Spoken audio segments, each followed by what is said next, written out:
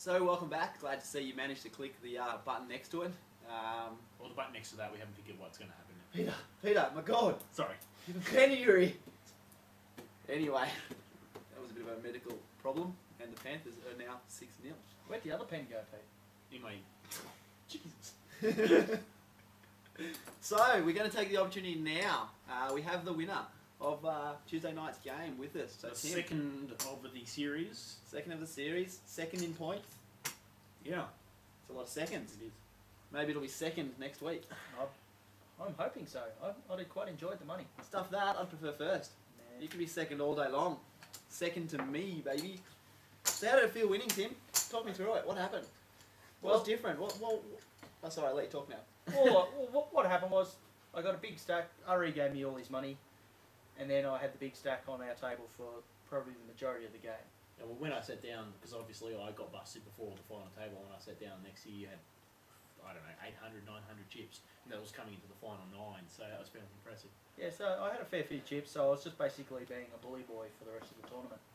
Until the last two, when it got down to me and Jared, then it just turned into a shit-a-thon. I want to talk about, before we get to the final two, there was some points where Pig was fairly short, and he was pushing all in quite a lot, and you were liberally calling him, shall we say, with 9 high, 7 high.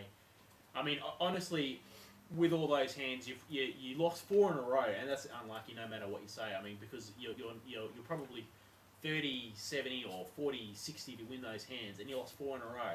At that point, you were really short. What were you thinking at that point? Really, I've had some bust outs. I was quite happy where I was at the point. I just let it ride and see where it got me. And I think you then had King 4 or something against Jared's Queen, and you went 4-4 to get back into the game. So obviously that must have been a beautiful feeling. Oh, it was quite handy. It was very handy. Yeah, absolutely. And then, of course, we got to the final two, and Keith, you were there for that. You can probably talk about what you thought happened when the boys were just flipping It was just coins. shenanigans. Like, it was coin flip after coin flip. The funny thing was, it was like, it's your turn, now it's my turn, now I want a turn, now give me my turn. I don't think I've ever watched poker where it's just, you give me your chips, and we should just not been playing with chips. We should just said, if you win 2 in a row, Yeah, exactly. you win. Yeah, and it that's just didn't exactly happen. what it was. Yeah, You know? we should have just gone into the good old 2-up. Yeah, exactly. Got the coins out, because that's exactly what you guys were doing. It was a coin flip no matter what. Like, I just gave my chips to Jared, and then I just took them straight back. And then he gave me his chips more, and then I gave them straight back to him. Yeah. And that went on for about probably close to 15 minutes. Yeah, it was insane, quite frankly. I mean, I've never seen anything like it, and that's the only reason why we got to 800, 1600. That's ridiculous. Which I think there's a photo of, which might be on the website if you guys have a look. There's no poker. There's not. Put it there. You're not playing poker. Yeah. You're not playing poker. You are playing poker because a lot of poker is luck. Yeah. It's and gamble. It's gamble, and that's why, there was a lot of times, and, forgive me if I blow your big secret, but there was a lot of time where you're just bullying people around, and people would just fold. Exactly. And I was dealing, and I don't want to give away too much, but I was looking at some of the hands that people were folding, and guys, when it's at that stage and someone's just bullying you, they don't have a hand, they're just bullying you. You don't need a hand at You that don't need a hand, you need luck. And, rub your fingers together, feel your balls, touch your toes, whatever you feel brings you luck. Feel Keith's Do it. balls. Yeah. Actually, they're not very lucky this week though. But if some people turn up and I'll select them randomly and they want to feel my balls, feel free to feel my balls. And I think, like, this particular part of the segment, we had a whole load of stuff to do. And we were going to dedicate the video to be 20 minutes. But I'm looking at the clock and we're up to 4 minutes already. And we're not going to squeeze the rest of the stuff in. No, we did talk a lot of crap, and I apologise. So we're going to call this the shit check. The shit chat section. And now that I've managed to say it, so is there anything else that we want to bring up that, I don't know, that you liked, you didn't like? I think we might have to go send the girls to get some more beer, Pete. Yeah, no, I'm right. You should have bought more beer. Yeah, that's true. It's your own fault.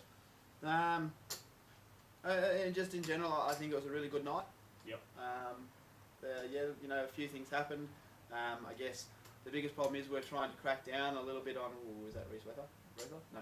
We're trying to crack down a little bit on poker etiquette, and we're going to upset a few people. It's going to happen. I apologise. I don't think we are going to upset a few people. You try to explain the rules to people, and anyone who, like, if you're having a game of touch football and someone throws the ball forward, well, they might not understand why throwing a forward pass is a rule, but it's a rule nonetheless. And you go, okay, I don't know the rules. That's fine.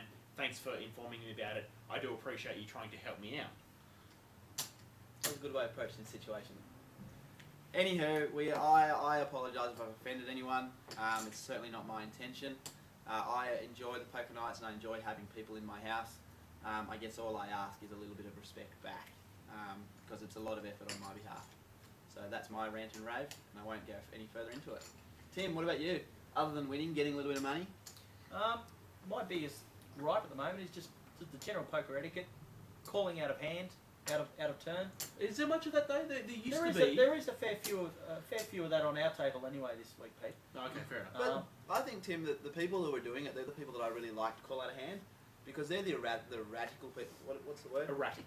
Erratic people that I might go, I'm going to steal this with 40 because it's small blinds, and they're the people who will call regardless. Yeah. They don't have a hand.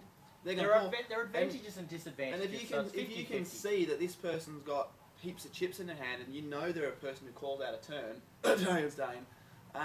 you put all your chips back and you check. Yeah, that's right. It gives you free tells. It gives you a lot of information about what they're doing. There is a problem with it though, and this is a rare instance, but it does happen. Is that just say you're putting in a lot of chips for a bluffing purpose, and then someone calls out of turn, and there's someone in between that would have folded, but all of a sudden now that person's called out of turn, they're getting the pot odds to call. Then that actually puts that original person at disadvantage. That's what I'm referring to. But then again, I'm with Keith more so though. I'm playing devil's advocate a bit here. Is that I'm a fan of people giving me extra information more than I'm like if I think that's going to. If it's going to advantage yourself, not a problem. Yeah, I'm for it all myself. But if say you're further around the table and you've already put your money in the table, in the pot, and somebody else is getting more information than you are, you're at disadvantage at that point. No, I certainly understand. I mean, just give an example of professional poker tournaments. In the Aussie Millions this year in January, there was a guy who was an amateur guy, just like the way we are, who was at the final table of the Aussie Millions paying for $1 million, and he had to sit out for 10 minutes because he kept on folding his hand out of turn. Now, if you're playing for $1 million, that's pretty stupid, quite frankly. But still, I mean, it shows that it's actually a rule that they enforce in major tournaments. Can we play for $1 million? Sure, mate. You Play play for money? $1 million? Yeah, ship it. No, I put the house up. Someone else can put up the money. Anyone who's willing to put a $1 million prize pot in, feel free. Speaking of which, we're still looking for someone to pose on this very table. I won't sit here, I promise, but we're looking for just a nice photo that we can use as our poker tournament photo. And let's do it someone we know. No, Tim's not doing it.